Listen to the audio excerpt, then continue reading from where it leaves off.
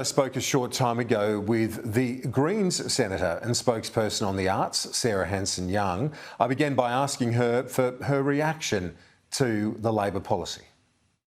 This is a really good start, Kieran. After a decade of our Australian artists and creative workers being effectively sidelined and undermined by previous government policy, it's a good step forward, and it's nice to finally hear a government talking about the contribution and the value that our creative industries bring to not just us as a community and a society, but to the economy as well.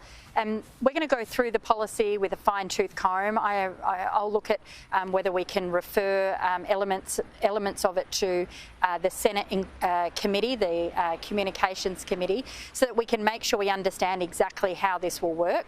Some of it will require legislation, and that's when the Greens will be in the box seat to go through those elements and to negotiate with the government.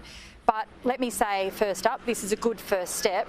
How it's implemented and whether there's enough money aside for it all is the big question, and I'll be looking and watching very closely to what's in the budget. One of the areas of the policy that's generated a lot of attention but hasn't yet been locked in is the quota for streaming services to have a quota of Australian content. What's your view on that? Where should that mark be set?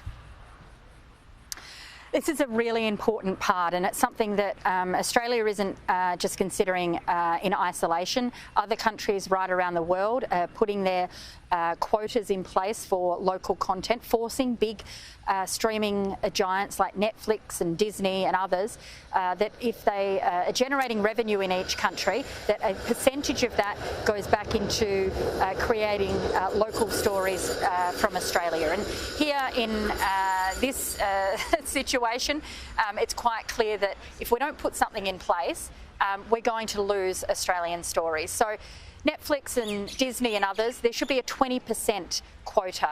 So 20% of the revenue that these big streaming giants make in Australia should be put back into the industry here, telling Australian stories, making sure Australian audiences can access it. And above all else, and this is something I'm particularly passionate about, is for children's content. It's so essential that our Aussie kids get to hear their own accents, get to see their own backyards, their own schools, their own streets reflected back at them.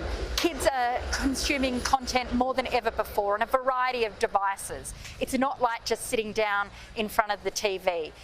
They're consuming so much. We need to make sure that we can protect to ensure that our kids get a good dose of Aussie content. Now, when it comes to the streaming services, the support and their popularity has grown in a huge way in the last couple of years alone. Are there positive signs from those services that they are willing to make those investments in Australian arts? Well, some are definitely showing very positive signs. We look at Netflix and their investment last year into Heartbreak High. It was a screaming success. But what we need to make sure is that these industries and these big streaming giants are regulated properly and fit for purpose, just like how we manage things with the free-to-air televisions, or indeed, I'm on Sky talking to you right now, Kieran. Foxtel subscription services in that sense do have quotas. So if Foxtel has to have a quota, then I think it's only fair that Netflix and Disney have to abide by a quota as well. On a few other issues, The Voice is generating a lot of attention right now. Andrew Clennell reporting this afternoon that Peter Dutton will be attending the working group on Thursday, the referendum working group. So that's a step forward in terms of agreement, or at least some sort of consensus possibility with the coalition. Now, one of your own colleagues, though, Lydia Thorpe, she's outright against The Voice. How can she remain Indigenous spokesperson for the Greens, given she's got a position that's different to what your party holds, because you are backing The Voice? Well, we support the Uluru Statement and it being implemented in full, and that includes all three elements. That's not just The Voice, it includes treaty and truth. That's what First Nations people put to the rest of us when they gave us such a generous offering from the Statement of the Heart, and they asked us to walk with them in those three elements. And I'm very committed to making sure that that is successful. Look, you know, Lydia Thorpe has been upfront with our party room. You know, she's explained her position. You know, there are diverse and different views on these issues about how is the best way forward to achieve First Nations justice. And I want to be really respectful of that. There are differences. Lydia's put forward her position. We as a party room are yet to discuss and formalise our position in relation to the legislation that would establish a referendum. But we all come to it from a position of supporting the Uluru Statement and wanting to see that implemented in full. We really want to see the Albanese government and the Parliament back those other two elements alongside voice, treaty and truth, because without those two, then we don't really achieve First Nations justice. But when you say we all back that, that's not 100% right, because Lydia Thorpe clearly doesn't. Lydia's made her position clear, and I respect that. The rest of the party room, we will discuss the legislation and we will come up with our response to government. But I urge the government to talk with the Greens. We're in good conversations. Let's see how much more we can do collectively to deliver progress on those two other elements. And I think this is such an important moment in time, Kieran. We have an opportunity to get progress on First Nations justice, and I don't think we can waste it. But I want to make sure we actually get a genuine progress, and that's, you know, I think we need to bring people together on this, and that's what I'm focused on.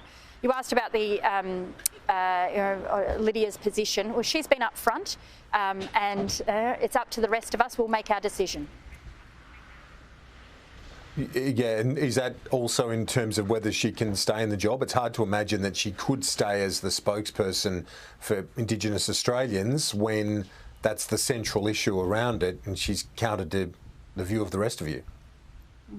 The portfolios are determined by the leader, so that's a question for Adam Bandt. And I don't want to, you know, I'm not interested in getting into that because I actually think we need a more united voice and a united position than ever before, and that's what I'm pushing for. And I don't, you know, and that's across the board. And I've been extremely disappointed to see some of the racist dog whistling from conservative corners in this country over this whole issue. That is not helpful.